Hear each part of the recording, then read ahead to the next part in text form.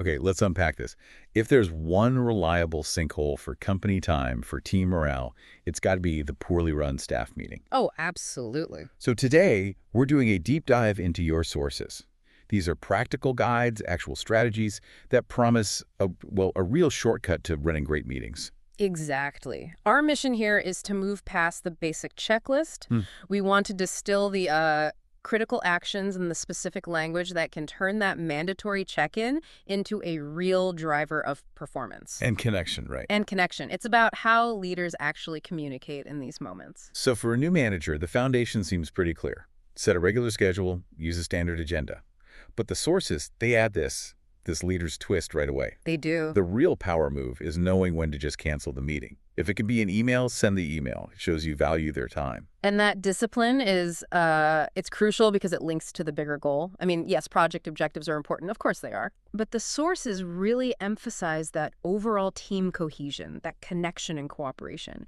That's actually the greater purpose. You're building culture. Which means you can't undermine it. You can't. And the cardinal rule is firm. Hmm. Never, ever criticize a team member in a group setting. It poisons the well. So managing is about efficiency Yeah. and creating that safe space.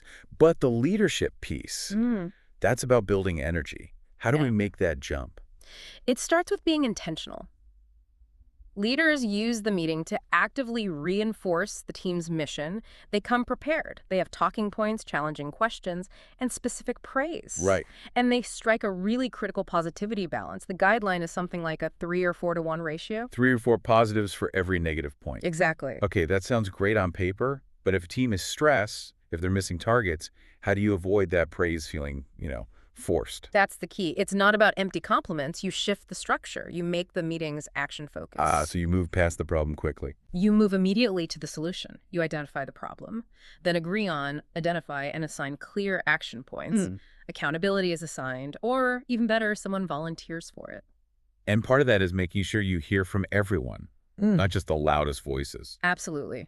A leader's job is to ensure the quieter members participate. One great technique is using recognition questions like, who has helped you with this? Oh, that's good. It spotlights collaboration. It does. It's all part of this effective management English. Simple, direct, supportive language. The sources really hammer home that simplicity.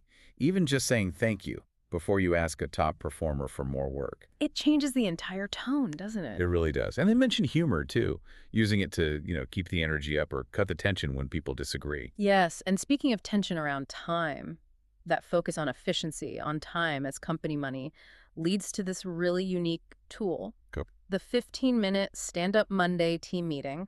This is where it gets really interesting. It's like a mechanism built purely around discipline. So what are the rules for this? The rules are very tight. First, only people involved in the daily work. No senior managers who aren't in the trenches. Got it.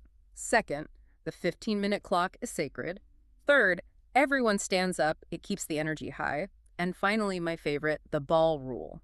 The ball rule. Only the person holding a physical object, the ball, is allowed to speak. That's brilliant. It forces everyone to listen and be concise. What are the core questions for a meeting that fast? Super simple. What did you do last week that made a difference? And what help do you need? It's all about forward momentum and bottlenecks. And for you, the person leading this, the sources give you some language to manage that flow. Right. Tools for clarity, like politely interrupting with, sorry, but just to clarify that specific point, or asking, can you say that again, but frame it a different way? So the ultimate shift here for you, our listener, is moving from just managing a schedule to actually leading with intentional action, that strong positivity ratio, and just respecting everyone's time. So here's the final thought. If true leaders show respect by keeping meetings short or even canceling them, how can you apply that time is company money philosophy to every single interaction you have this week? And thinking about that positivity balance, who can you genuinely thank for their efforts today?